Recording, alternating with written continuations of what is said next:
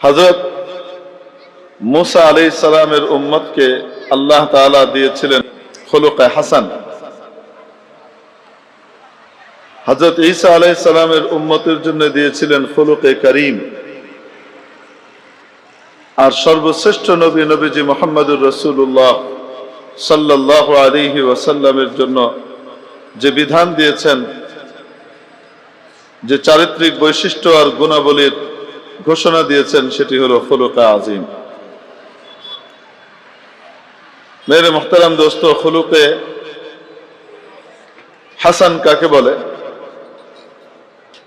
অর্থাৎ কেউ যদি কারোর সাথে কারো অন্যায় আচরণ করে, সে যেমনটা করেছে তার সাথে তেমনটাই করে দেওয়া,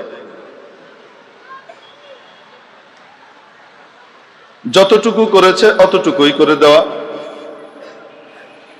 মনে করেন কেউ কাউকে একটা থাপ্পড় মারলো, তাহলে আইন হলো বিপরীতে তাকেও একটা চড় লাগিয়ে দাও। কেউ কারো একটা চোখ নষ্ট করেছে, মুসা আলাইহিস সালামের সংবিধান ছিল যে চোখ নষ্ট করেছে, আইন বলছে, আদালত বলবে তারও আরেকটা চোখ নষ্ট করে দাও।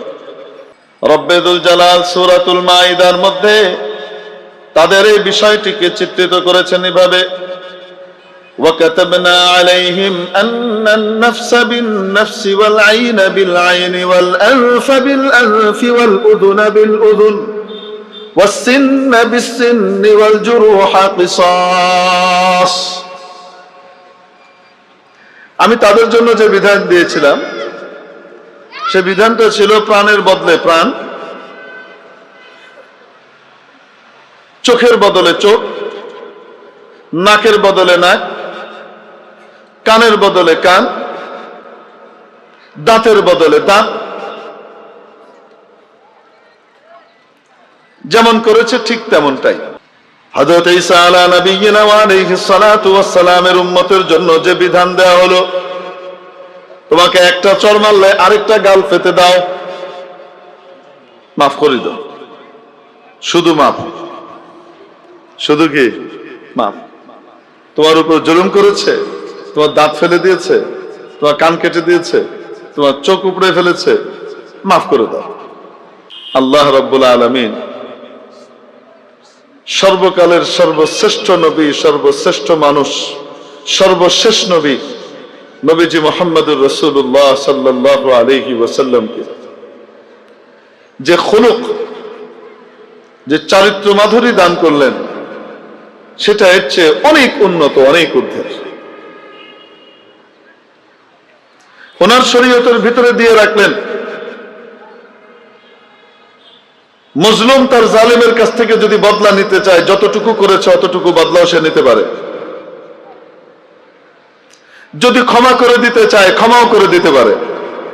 সুবহানাল্লাহ, অপশন কতগুলা দিলেন। নবীজি সাল্লাল্লাহু আলাইহি সাল্লামের আখলাক যেটা ছিল খুলুকে আজিম,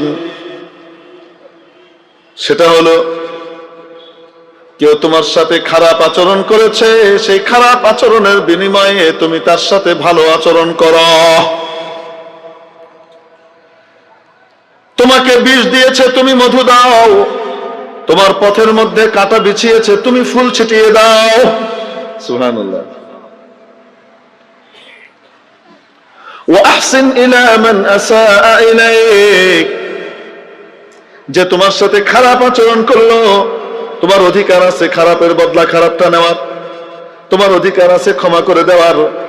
শুধু ক্ষমা করে দিলে যে স্তরে উঠে, তার চেয়ে উপরের স্তরে এসে খুলুকে আজিম দেওয়া হয়েছে। সে খারাপ করেছে, তুমি তার সাথে ভালো আচরণ করো। সে খারাপ করেছে, শুধু মাফ করে দিয়েছো তাই নয়, মাফ তো করে দিয়েছো, তার চেয়ে উপরে তার সাথে ভালো আচরণ করে পাঠাও। সিলমান কাতাক, তোমার সাথে আত্মীয়তার সম্পর্ক যে ছিন্ন করেছে, তুমি গিয়ে তার সাথে আত্মীয়তার সম্পর্ক জুড়ো। তুমি গিয়ে তার সাথে আত্মীয়তার সম্পর্ক স্থাপন করো। সে কেটে দিয়েছে, তুমি অসুস্থ হয়েছে, সবাই দেখতে এসেছে, সে তো আসেনি বাড়ির পাশে বসা, উল্টা তোমার ব্যাপারে আজে বাজে কথা বলে বেরিয়েছে মানুষের কাছে।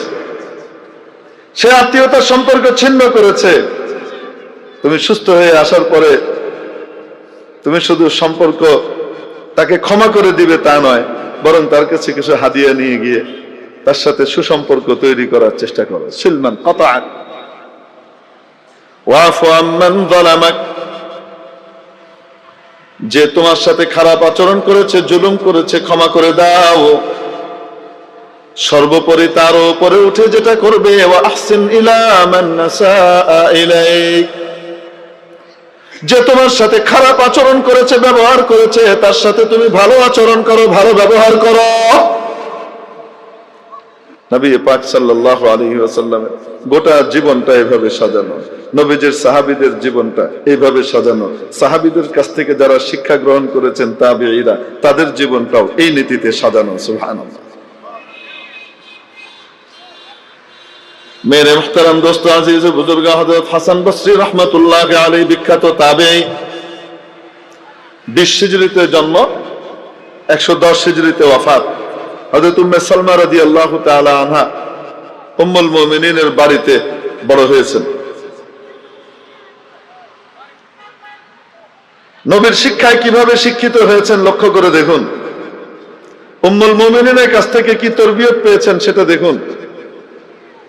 একবার ওনার কাছে এক ভদ্রলোক এসে খবর দিল, হুজুর অমুক আপনার দুর্নাম করে, আপনার বদনাম করে, আপনার গীবত করে। হযরত হাসান বসরি রাহমাতুল্লাহ আলাইহি সাথে সাথে এক ব্যক্তিকে বাজারে পাঠালেন, বাজারের সবচেয়ে দামি যে খেজুরটা আছে, সবচেয়ে দামি খেজুরটা নিয়ে এসো, গিফট প্যাক সহ সবকিছু সহ নিয়ে আসতে বলেছেন। ওই দামি খেজুরকে সুন্দর করে মোড়কে মোড়ে, যে হাদিয়া, যে উপঢৌকন রাজা বাদশাকে দেওয়া হয়, ওই রকম উপঢৌকন ওই ব্যক্তির বাড়িতে পাঠিয়েছেন। কেন? বদনাম করেছে তাই। ওই ব্যক্তি অবাক হয়ে এসেছে, এসে বলছে, হযরত আপনি জানেন কিনা জানি না, আমি তো আপনার বদনাম করি, আপনি জানেন কিনা? উনি বলেছেন, হ্যাঁ, সেজন্যই তো পাঠালাম। খুব বিস্ময়কর ব্যাপার, আমি আপনার বদনাম করলাম, আমি আপনার কুৎসা রটনা করলাম, আমি আপনার মানহানি ঘটালাম, আমি আপনার দোষ চর্চা করে বেড়ালাম, আর আপনি আমার কাছে এত দামি উপঢৌকন আর হাদিয়া পাঠালেন, ব্যাপার কি? হযরত হাসান বসরি রাহমাতুল্লাহ আলাইহি বললেন, ব্যাপারটা বুঝেন নাই। আপনি আপনার চিরস্থায়ী আমল, যেগুলো চিরস্থায়ী জীবনে জান্নাতে কাজে আসবে, ওই দামি আমলগুলো আমাকে হাদিয়া করে পাঠিয়ে দিয়েছেন, আর আমি আপনাকে পৃথিবীর সেরা জিনিসটা হাদিয়া করতে পারবো না। এটা কোনো কথা হলো? আখলাক, আচার আচরণ দিয়ে বুঝিয়ে দিয়েছেন তোমার এই কাজটা সুন্দর নয়।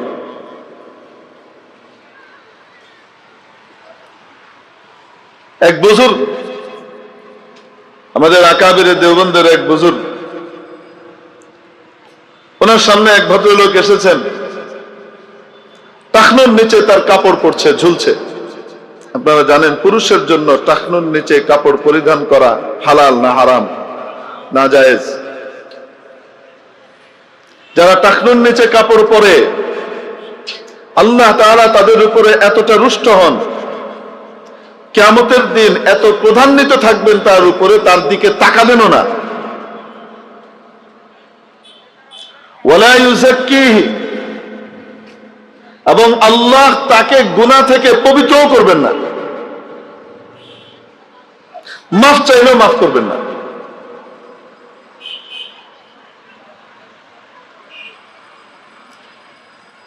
মুসবিলুল ইজার, লুঙ্গি, প্যান্ট, পায়জামা, জুব্বা, এই জাতীয় যা আছে, এগুলো যে পুরুষ টাকনুর নিচে পড়ে, আল্লাহ নবী সাল্লাল্লাহু আলাইহি সাল্লাম বলেন, যতটুকু অংশ নিচে ঢেকেছে অতটুকু অংশ জাহান্নামে যাবে। মাসফালা মিনাল কাবাইনি মিনাল ইজারি ফিন্নার। কোথায় যাবে? আস্তে বলেন, কোথায় যাবে? জাহান্নামে যাবে।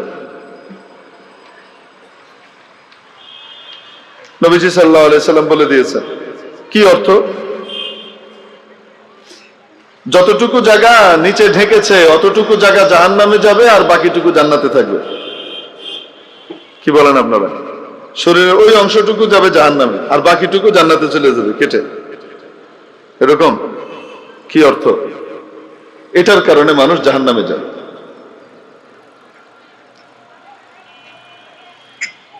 এটা একটা কবিরা গুনাহ। এই ধরনের গুনাহে লিপ্ত এক ভদ্রলোক এসেছেন। উনি দেখেছেন,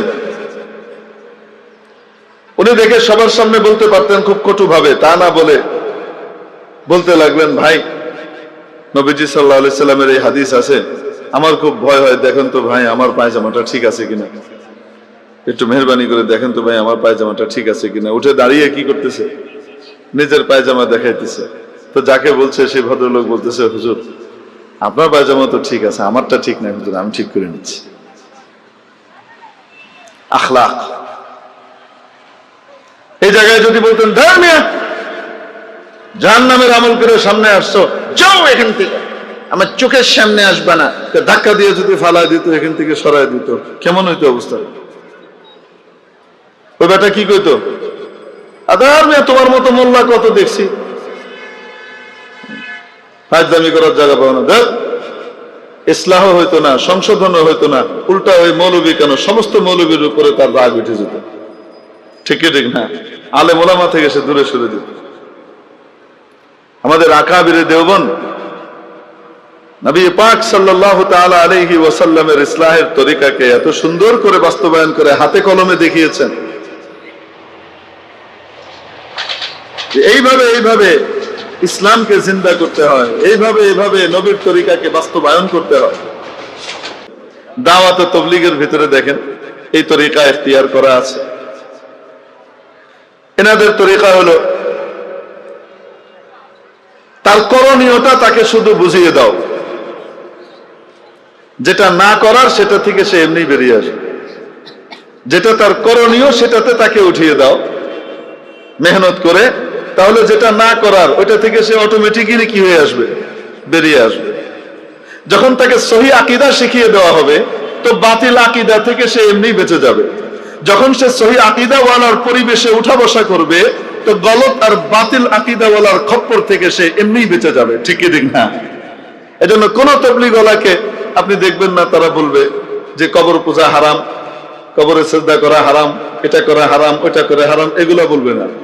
বলবে যে ভাই আল্লাহর ঘরে একটু মসজিদে আল্লাহর দিনের কিছু কথা হইতেছে, আসেন তশরিফ আনেন, আইনা তারপরে 3 দিন, তারপরে কেউ যে একটু 10 দিন, এরপরে কেউ আল্লাহ রাস্তায় 40টা দিন একটু একটা চিল্লা, তারপরে কেউ 3টা চিল্লা লাগায় আসার পরে সে যখন নাকি দাওয়াত ও তাবলীগের মেহনতের সদস্য হয়ে গেছে, আহলে ইলমের সাথে উঠা বসা তার শুরু হয়ে গেছে, যে ওখান থেকে দ্বীনের জজবা নিয়ে আসতেছে, আর ঘরে আসার পরে ওই তলবকে নিয়ে, ইলমের তলব নিয়ে আহলে ইলমের দরবারে উপস্থিত হইতেছে, আর ওখান থেকে যখন ইলম আহরণ করা শুরু করে দিয়েছে, কিছুদিন পরে তাকে বলা লাগে না যে কবরের ভিতরে সিজদা করা এটা হারাম, এটা নাজায়েজ, এটার দ্বারা ঈমান চলে যায়, তাকে বলা লাগে না। কোন তাবলীগওয়ালা কোনদিন কোন কবরে সিজদা করতে যাবে না জিন্দেগিতেও। ঠিক কি ঠিক না?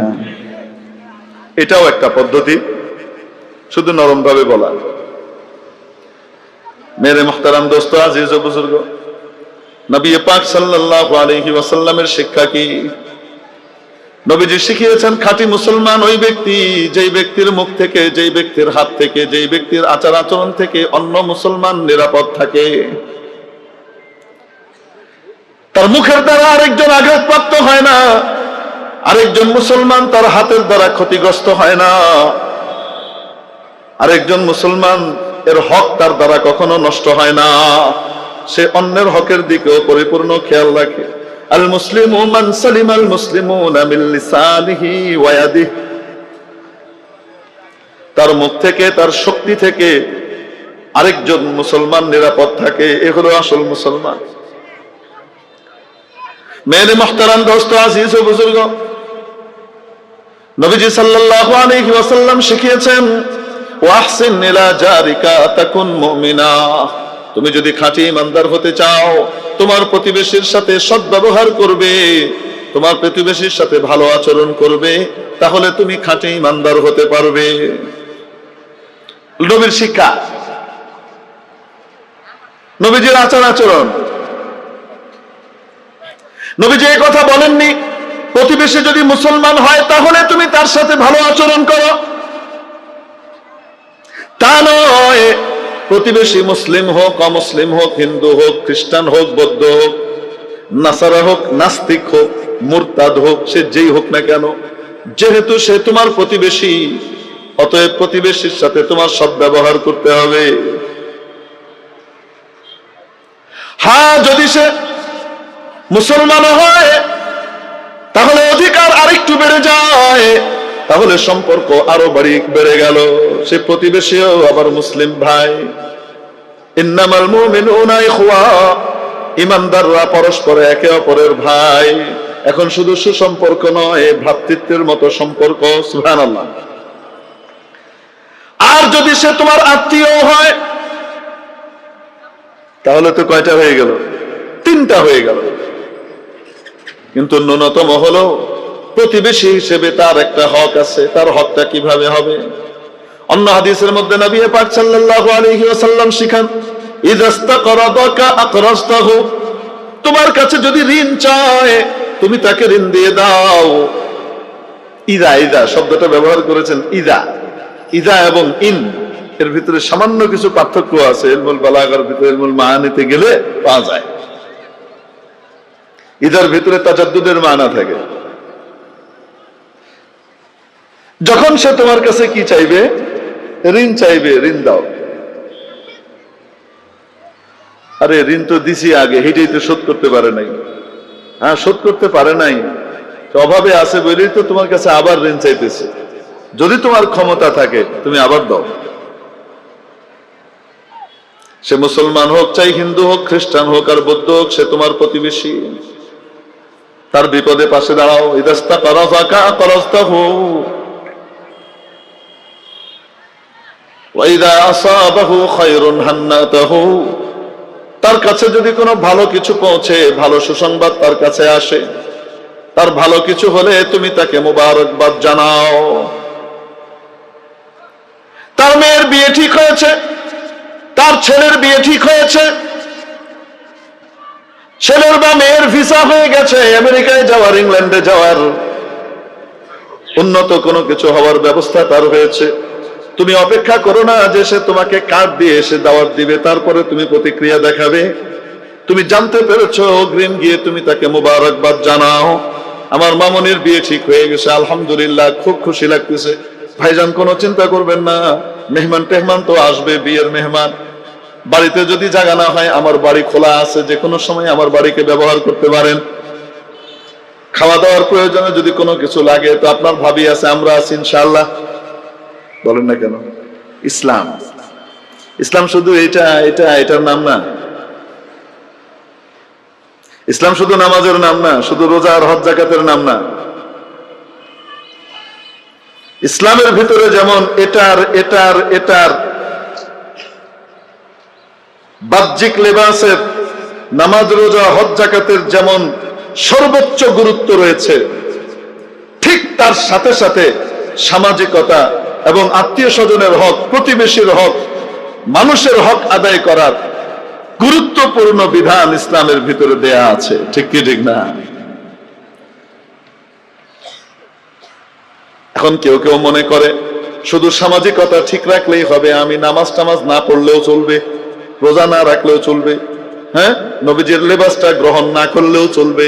না না না, এটা যেমন ভুল, ঠিক তেমনি ভাবে শুধুমাত্র নামাজ রোজা হজ যাকাতেই ব্যস্ত, আল্লাহর হক আদায় করে বান্দার হক নষ্ট করে, এটাও কিন্তু ভুল। ঠিক কি ঠিক না? প্রকৃত মুসলমান মাওলার হক রক্ষা করবে, বান্দার হক রক্ষা করবে। প্রকৃত মুসলমান মাওলার হক রক্ষা করে, বান্দার হক রক্ষা করে। শুধু বান্দার হক না, শুধু মানুষের হক না, জন্তু জানোয়ারের হকও সে রক্ষা করে। মেরে মুহতারাম দোস্ত, আজিজ ও বুজুর্গ, বলছিলাম নবীজি সাল্লাল্লাহু আলাইহি ওয়াসাল্লাম শিখালেন, যদি তার ভালো কিছু হয় তাহলে তুমি তাকে মোবারকবাদ জানাও, তাকে অভিনন্দন জানাও। তুমি অপেক্ষা করো না যে তোমাকে কার্ড দিয়ে দাওয়াত দিবে।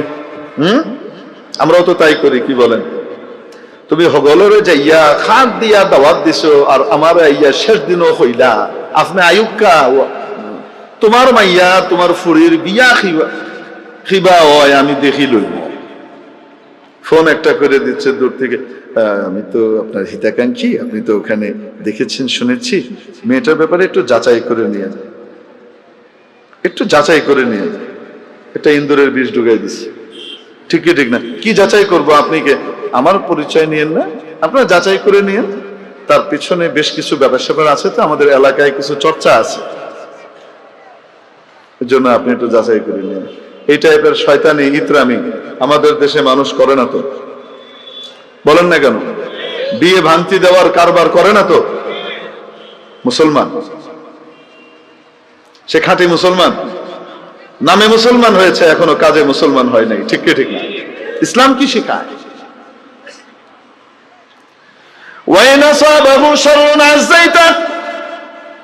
আর যদি তার কাছে ক্ষতির কিছু হয়ে যায়, তাহলে তুমি তাকে সমবেদনা জানাও। ভাইজান, করোনার কারণে ব্যবসায় লস খাইছেন, কোনো অসুবিধা নাই, চিন্তা করেন না। মানুষ লস খায় আবার লাভ করে। আমার বাচ্চাদের পেটে যদি 2 বেলা ভাত যায়, তাহলে আপনার বাচ্চাদের পেটেও ভাত যাবে, চিন্তা করেন না। পাশে আছি, যখনই লাগবে বলবেন, কোনো হেল্প লাগলে বললেন, ইনশাআল্লাহ আল্লাহ আবার উন্নত করে দিবে। এইভাবে তুমি তাকে গিয়ে সমবেদনা জানাও।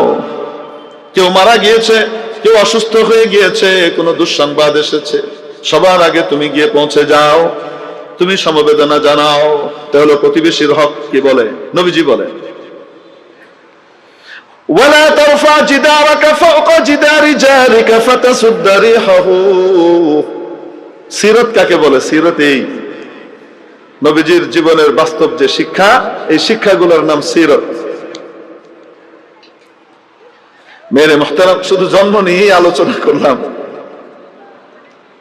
কিন্তু নবীজির আখলাক, আচার আচরণ গুলো আমাদের ভিতরে আনার কোনো প্রয়োজনীয়তা অনুভব করলাম না। নবীজির জন্মের দিনে মিষ্টি খেয়ে সারা সিলেটের সব মিষ্টি শেষ করে ফেললাম, দোকানে আর মিষ্টি নাই। মিষ্টি খাওয়ার সুন্নত তো খুব আদায় করলাম, দিনের জন্য পাথর খাওয়ার সুন্নতটা সেখানে আমি নাই। নবীজির আখলাকের অন্যতম বিষয়, এটার সাথে আমার কোনো সম্পর্ক নাই। যে নবীজির বলেন যে নামাজের ভিতর শান্তি, জুইলাত কুররাতু আইনি ফিস সালাহ, আমার চোখের শান্তি আর শীতলতা নামাজের ভিতরে দিয়ে দেওয়া হয়েছে। নামাজ দিয়ে আমি ওরকম শান্তি পাই, নামাজ দেখলেও আমি শান্তি পাই। সেই নামাজের সাথে তোমার কোনো সম্পর্ক নাই, তুমি মনে করো খাঁটি মুসলমান হয়ে গেছো। না না, এটা ইসলামের মূল কনসেপ্ট নয়। মেরে মুহতারাম, দোস্ত আজিজ, বুজুর্গ, মাথা থেকে পা পর্যন্ত, ভেতরে বাইরে, ঘরে বাহিরে, ঘরে সমাজে, পরিবারে, সমাজে, রাষ্ট্রে, সর্বত্র নবীজির আখলাক, নবীজির সুন্নতের চর্চা করার নাম হলো সত্যিকারের নবীজির ভালোবাসা। ঠিক কিনা? নবীর সিরাতকে বাস্তবায়ন করা উচিত সর্বক্ষেত্রে। মেরে মুহতারাম, দোস্ত আজিজ ও বুজুর্গ, নবীজি শিখান, তোমাকে আল্লাহ তৌফিক দিয়েছেন, টাকা পয়সা দিয়েছেন, তুমি বাড়ি করতে পারো, তুমি বড় বাড়ি বানাতে পারো। তোমার প্রতিবেশীর বাড়ি, তোমার প্রতিবেশীর টাকা পয়সা নাই, সে অত উঁচু বাড়ি বানাতে পারে না। তুমি তোমার বাড়ি বানাও, নিষেধ নাই, কিন্তু এমন ভাবে বানিও না যে তার বাতাস বন্ধ করে দিলা। এত উঁচু করে তোমার দেয়াল তুমি নির্মাণ করো না যে তোমার প্রতিবেশীর বাড়ির বাতাস বন্ধ হয়ে যায়, আলো বাতাস বন্ধ হয়ে যায়। ওয়ালা তারফা জিদারাকা ফাওকা জিদারি জারিকা ফাতাসুদ্দা রিহাহু ওয়ালা তুযি জারাকা বিরিহি কিদরিক। তোমার বাড়িতে ভালো রান্না হয়েছে, তোমার ডেক থেকে, ডেকচি থেকে, হাড়ি থেকে সুঘ্রাণ বের হচ্ছে, তোমার বাড়ির হাড়ির সুঘ্রাণ দ্বারা তোমার প্রতিবেশীকে তুমি কষ্ট দিও না। তাহলে কি হুজুর, আল্লাহ আমাকে যদি তৌফিক দেয়, আমি কি ভালো খাবার খাবো না? অবশ্যই খাবে। তাইলে সে তো কষ্ট পাবেই, সে যেন কষ্ট না পায় সেই ব্যবস্থা করো। তুমি এখান থেকে কিছু খাবার তার বাড়িতেও পাঠিয়ে দাও। সুবহানাল্লাহ। একা খাইও না। একা একা খাওয়া জানোয়ারের তরিকা। আশপাশ নিয়ে ভেবে চিন্তে সকলকে তার আনন্দের ভিতরে শরীক করা, এটা হলো মুসলমানের তরিকা, নবীদের তরিকা, মানুষের তরিকা। তার বাড়িতেও কিছু খাবার পাঠিয়ে দাও। এক সাহাবী জিজ্ঞেস করলেন, ইয়া রাসূলুল্লাহ, লাইসা কুল্লুম মিন্না, আমাদের ভিতরে তো প্রত্যেকের এই ক্ষমতা নাই যে খাবার রান্না করে প্রত্যেকের বাড়ি বাড়িতে দিব, অতটুকু ক্ষমতা তো নাই। একদিন দুই দিন একটু ভালো খেতে পারি, সেই খাবার সবার বাড়িতে বিলিয়ে বেড়াবো আশপাশে, এটা তো ক্ষমতা নাই। তো কি করব? নবীজি বললেন ইচ্ছা থাকলে উপায় হয় দেখো। নবীজি কি শিখালেন? নবীজি বলছেন ঝোলটা বাড়িয়ে দাও, মাখা মাখা করিয়া ভুনা করিয়া না রান্দিয়া ঝুল বাড়াইয়া দাও, সুরবা বাড়াইয়া দাও। খিতা কইন আপনারা, আপনারা দেশ জুল রে খিতা কইন যে শিরা বাড়াইয়া দেও। শিরা বাড়াইয়া দেও, সুরবা থেকে শিরা, এটা মিষ্টির শিরা না, তরকারির শিরা। শিরা বাড়াইয়া দেও, তুড়া তুড়া মাছ শিখছেন, বাক্কা শিখছেন। মেরে মুহতারাম দোস্ত আছে বুজুর্গ, তাহলে কি হবে? এক বাটি ঝোল, তার ভিতরে দু চারটা আলু, এক দুই টুকরা গোশত হলেই পুরা এক বাটি ভর্তি জিনিস পাঠানো যায়, ঠিক কিনা? আমাদের বাড়ি বাড়িতে যদি এই চল চালু করে দেই, তাহলে বলেন দেখি আমাদের প্রতিবেশীর সাথে সম্পর্কটা কি দুঃসম্পর্ক হবে না সুসম্পর্কের হবে? সুসম্পর্ক তৈরি হবে। আমি তো হাদিস তো পড়ছি পরে, কিন্তু জীবন্ত হাদিসের আমল দেখছি ছোটবেলায়। আগে আমার আম্মা খানা রান্না হলে আমার হাতে বাটি দিয়ে দিতেন রেডি করে, আন্টির বাসায় দিয়েছে, দোতলায় দিয়েছে, ওইখানে দিয়েছে। আমার কাছে এটা মনে হতো এটা দিলে কি হয়, এই একটুখানি তরকারি ওইখানে পাঠাইতেছে, এই দিয়ে কি হবে? কিছুই হবে না, কিছুই হবে না। সৌহার্দ্য সম্প্রীতির ভালোবাসার যে সেতু বন্ধন তৈরি হবে, গোটা পৃথিবীর টাকা দিলেও সেটা দিয়ে তৈরি হবে না, ঠিক কিনা? নবীজির শিক্ষা, প্রতিবেশীর সাথে সদ্ব্যবহার করো। ওয়াহসিন ইলা জারিক, তোমার প্রতিবেশীর সাথে সদ্ব্যবহার করো। তাকুন মুমিনা, তাহলে পাকা ঈমানদার হতে পারবে। পরিপূর্ণ ঈমানদার হতে হলে প্রতিবেশীর সাথে সদ্ব্যবহার করা লাগে। প্রতিবেশীর সাথে খারাপ সম্পর্ক করে তাকে কষ্ট দিয়ে অনেক নামাজ রোজা হজ যাকাত দিয়েও জান্নাতে যাওয়া সম্ভব হবে না, আটকে যেতে হবে।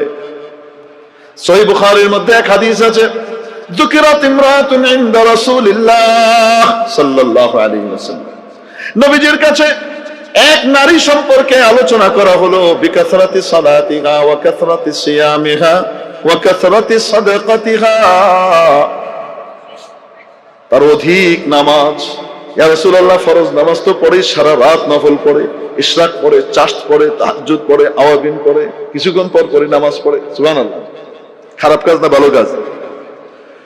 ওয়া কাসরাতি সিয়ামিহা, অনেক রোজা রাখে। ফরজ রোজা তো সব মুসলমানই রাখে, নফল রোজাও অনেক রাখে। আইয়ামে বেজের রোজাও ছাড়ে না, সোমবার বৃহস্পতিবারের রোজাও ছাড়ে না, মাঝে মাঝে রোজা রাখে। ওয়াকাসরাতি সাদাকাতিহা, দান খয়রাতের কথা না বললেই হয়। ইয়া রাসূলুল্লাহ, এত দান খয়রাত করে, ওয়াকাতরে দান করে। মা বোনরা কিন্তু এমনি দান বেশি করে, পুরুষের হাত চিপা হয়, মা বোনদের হাত দানের ক্ষেত্রে কি হয়, খুব খোলা হয়। তবে হ্যাঁ, আগে দিল থেকে চাইতে হবে। যদি দিলটা তৈরি হয় তো হগলতা যা আছে গড়ের হগলতা দিলাইবে। আর যদি দিল তৈরি না হয়েছে, এক টাকা দিত না, এক ফাই দিত না, ঠিক না? আর দিল যদি তৈরি হয়ে যায় তাহলে কি অবস্থা হবে? নবীজির সাহাবীরা বলেন, নবীজি যখন চাঁদা চাইতেন দিনের জন্য, তখন দেখতাম পুরুষরা তো দিচ্ছে, নারীরা পর্দার ওই পাশ থেকে তাদের কানের দুল, গলার হার, কুর্ত, এগুলাকে এইভাবে ছুঁড়ে ছুঁড়ে মেরে দিচ্ছে। সুবহানাল্লাহ, আল্লাহ রাস্তায়, আল্লাহ রাস্তায় তৎক্ষণাৎ দেওয়া শুরু করে দিচ্ছে। কোনটা গালে কানে দেয়, কোনটা যেটা বেশি পছন্দ করে, কোনটা গলায় পরে থাকে যেটা বেশি পছন্দ করে, সেটাকেই দিয়ে দেয়, তৎক্ষণাৎ দিয়ে দিচ্ছে, সামনে আরো দিবে। ওয়া কাসরাতি সাদাকাতিহা, ওই নারী, সুবহানাল্লাহ, নবীজি সাল্লাল্লাহু আলাইহি সাল্লামের কাছে তার অধিক দান সদকা খয়রাত সম্পর্কে আলোচনা করা হলো। সর্বশেষ বলা হলো আগার মাগার, কিন্তু লেকিন একটা জিনিস চলে এসেছে শুধু, গায়রা। তবে ইয়া রাসূলুল্লাহ, তার ভিতরে ছোট্ট একটা দোষ আছে, খুব বড় কিছু না। সেটা কি? আন্নাহা তুদি জারাতাহা বিলিসানিহা, সে তার প্রতিবেশী নারীকে নিজের মুখ দিয়ে কষ্ট দেয়। এই এতটুকু দোষ, প্রতিবেশী নারীকে কি করে? মুখ দিয়ে কষ্ট দেয়। নবীজি ফয়সালা দিলেন হিয়া ফিন্নার, সে জাহান্নামে যাবে। কি অর্থ? আল্লাহর হক তুমি খুব আদায় করেছো, কিন্তু যদি বান্দার হক নষ্ট করো, প্রতিবেশীর হক নষ্ট করো, দুইটাকে যখন কিয়ামতের দিন ওজন করা হবে, ওজনের ভিতরে অন্যের হক নষ্ট করাটা ভারী হয়ে যাবে। এজন্য নবী পাক সাল্লাল্লাহু আলাইহি ওয়াসাল্লাম আমাদেরকে শিখিয়েছেন এইভাবে জীবন কাটাও। এটার নাম সিরাত। একজন মুসলমান শুধু নিজেই যে ইসলামের উপরে আমল করে তা নয়, তার হাত থেকে মুসলমানও নিরাপদ থাকে এবং নিরপরাধ অমুসলিমও নিরাপদ থাকে। যে অমুসলিম মুসলমানদের বিরুদ্ধে চক্রান্ত করে না, যে অমুসলিম মুসলমানদের বিরুদ্ধে যুদ্ধে লিপ্ত হয় না, যে অমুসলিম মুসলমানদের ক্ষতি করার জন্য উঠে পড়ে লাগে না, এরকম অমুসলিমও তার হাত থেকে নিরাপদ থাকে। আমাদের আকাবিরে দেওবন্দ নবী পাক সাল্লাল্লাহু তাআলা আলাইহি ওয়াসাল্লামের সিরাত, সাহাবায়ে কিরামের আমলের জীবন্ত নমুনা ছিলেন। দারুল উলুম দেওবন্দের বিখ্যাত একজন বড় আলেম ছিলেন, বুজুর্গ ছিলেন হযরত মিয়া মুহাম্মদ আসগর সাহেব রাহমাতুল্লাহি আলাইহি, শাইখুল আরব ওয়াল আজম, শাইখুল ইসলাম, কুতুবুল আলম হযরত সৈয়দ হুসাইন আহমদ মাদানী নওয়ারাল্লাহু মারকাদাহু ওয়া বাররাদাল্লাহু মাদজাহু ওয়া কদ্দাসাল্লাহু সিররাহুল আজিজ যখন দারুল উলুম দেওবন্দের সদরুল মুদাররিসিন ছিলেন, শেখুল হাদিস ছিলেন, বুখারী শরীফ পড়াতেন। ওই সময় দেওবন্দ মাদ্রাসায় আবু দাউদ শরীফ পড়াতেন একজন বিখ্যাত বুজুর্গ হযরত মাওলানা মিয়া আসগর হোসেন সাহেব রাহমাতুল্লাহি আলাইহি, উভয় শেখুল হিন্দের শাগির্দ। মিয়া আসগর সাহেব রাহমাতুল্লাহি আলাইহি বাড়িতে খেদমতে আসা যাওয়া করতেন মোহাম্মদ শফি দেওবন্দি নামে এক ছেলে, হোনহার ছেলে, উস্তাদের খেদমতে আসতেন যেতেন। তো হযরতের বাড়িতে একবার আমের দাওয়াত হলো। কিসের দাওয়াত? দেওবন্দে আসাতেজায়ে কেরাম মাঝে মাঝে সহকর্মীদেরকে আমের মৌসুমে, ওখানে আম একটু সস্তা, আমের মৌসুমে সবাইকে দাওয়াত করে আমের উৎসব করে, আম খায়। বাস আম কি, আম চুষনে কি দাওয়াত। আম একদম সুন্দর করে ধুয়ে পরিষ্কার করে আস্ত আস্ত আম দিয়ে দেওয়া হয়। প্রত্যেকে যার যার মতো কি করে, কেউ এরকম করে টিপে টিপে চুষে খায়, কেউ ছিলে খায়, আবার খেয়ে দিয়ে তারপরে আবার একটু মজা হয় যে ছিদ্রিটা একটু বড় হয়, ওইটাকে আস্তে করে খাওয়া শেষ করে এরকম চাপ দিলে ফুড়ুত করে বেরোয় আরেকজনের গায়ের ভিতরে গিয়ে পড়ে। এই কি করলেন, তো এই কি করলেন কইতে কইতে যে মারছে তার গাড়ি আবার আরেকজন মেরে দিছে। এই খুনসুটি মজা, না জায়েজ না জায়েজ। ইসলাম এত বিরস না, নিরস না, ইসলাম অনেক রসিক। কিন্তু যে গান বাদ্য আর ন্যাংটা হয়ে লাফালাফি বান্দরের মতো দাপাদাপির মাধ্যমে ইসলাম আনন্দ করতে বলে না, ঠিক কি ঠিক না? দাপাদাপি করার, বান্দরের মতো লাফালাফি করা, এগুলো বান্দরের পোলাবাইনের কাজ, আদমের পোলাবাইনের কাজ না। मेरे मोहतरम दोस्तों, अजीज और बुजुर्गों, तो आम चूसने की दावत थी उनके मकान में। तो बड़ बड़ा आलिमरा एसेছেন, তো আম খাওয়া হয়েছে। তো অনেক আমের ছিলকা, আটি, বড়া, আপনারা খেতে হইন, বড়া হইননি যে বড়া, আর ছিলকাকে কি বলে? বাখল। আমের বাখল, বড়া, অতটা জমা হয়েছে। এখন এগুলা জমা হওয়ার পরে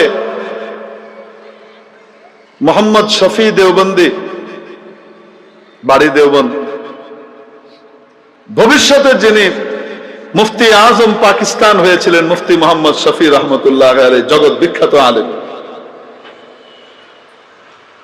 মুফতি শফি সাহেব তখন ছাত্র। তো বলছেন, হযরত मैं फेंक के आता हूं, আমি এগুলা, এই বাখল, বড়া, ছিলকা, আটি, এগুলো আমি ফেলে দিয়ে আসি ডাস্টবিনে। হযরত জিজ্ঞেস করলেন, মিয়া ये छिलके फेंकना आता है? এই আটি আর ছিলকা এগুলা ফেলতে জানো? অদ্ভুত প্রশ্ন না? এটা কি জানা লাগে নাকি? বলেন না কেন? ফলিটিনের মধ্যে বেগর মধ্যে বরিয়া বড় থালির মধ্যে লইয়া ফালাইয়া দিয়ে এবার ডাস্টবিনে কন না কেন? খুব কঠিন কিছু না, সহজ, অতি সহজ। তিনি উত্তর দিলেন যে হযরত, এটা এমন কি বড় আর কঠিন কাজ যে এটা আবার পারবো না, জানি আমি কিভাবে ফেলতে হয়। তিনি জিজ্ঞেস করলেন কিভাবে ফেলবা? হযরত, নিয়ে যাব, নিয়ে গিয়ে ডাস্টবিনে ফেলে দিব, যেন রাস্তায় না পড়ে এমন ভাবে সুন্দর করে নিয়ে গিয়ে ডাস্টবিনে ফেলে দিব।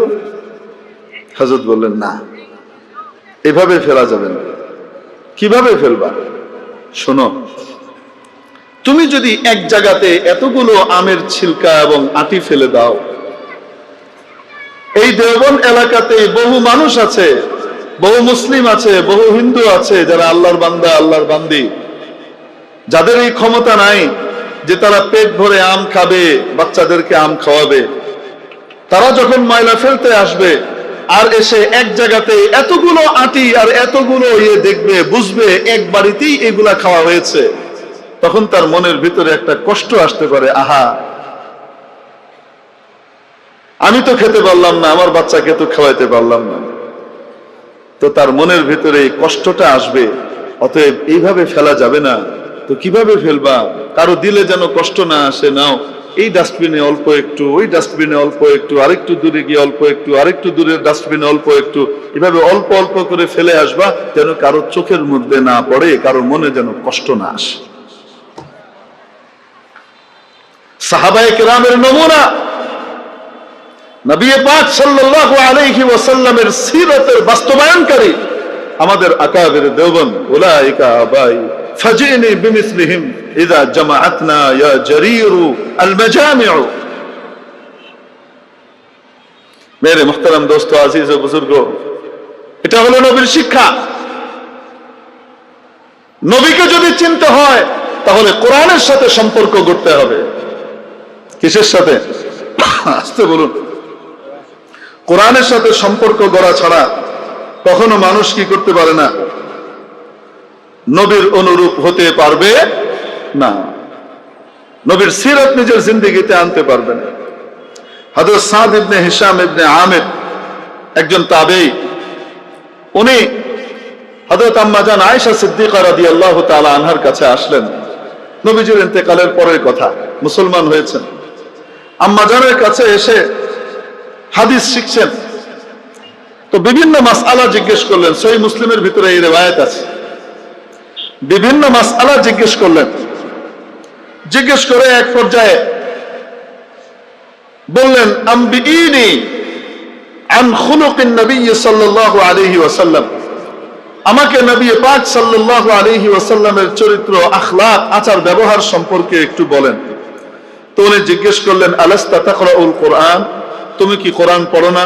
তিনি উত্তর দিলেন, বালা, জি, আমি তো কোরআন পড়েছি। আম্মা জান আয়েশা সিদ্দিকা রাদিয়াল্লাহু তাআলা আনহা বললেন, ইয়া বুনাই, শোনো, ফাইন্না খুলুকা নবিয়্যিল্লাহি সাল্লাল্লাহু আলাইহি ওয়াসাল্লাম কানা আল কোরআন। নবীজি সাল্লাল্লাহু আলাইহি ওয়াসাল্লামের আখলাক, এটা যদি দেখতে চাও তাহলে এটা ছিল হুবহু কোরআন। কোরআনের বাস্তব চিত্র আর প্রতিবিম্ব ছিলেন নবীজি মুহাম্মদুর রাসূলুল্লাহ সাল্লাল্লাহু আলাইহি ওয়াসাল্লাম। অতএব যদি কোরআনের সাথে তোমার সম্পর্ক করতে হয়, নবীজির জীবনী, নবীজির সিরাত, নবীজির আমল ইত্যাদিকে নিজের জীবনে আনতে হবে, তাহলে তুমি কোরআনের সাথে সম্পৃক্ত হবে।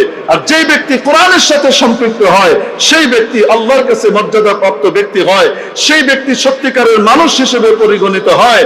আল্লাহ রাব্বুল আলামিন সূরাতুল রহমানের 2য় এবং 3য় আয়াতের মধ্যে বলেন, আল্লামাল কোরআন খালাকাল ইনসান, যিনি মানুষকে শিখিয়েছেন কোরআন এবং তার মাধ্যমে বানিয়েছেন মানুষ।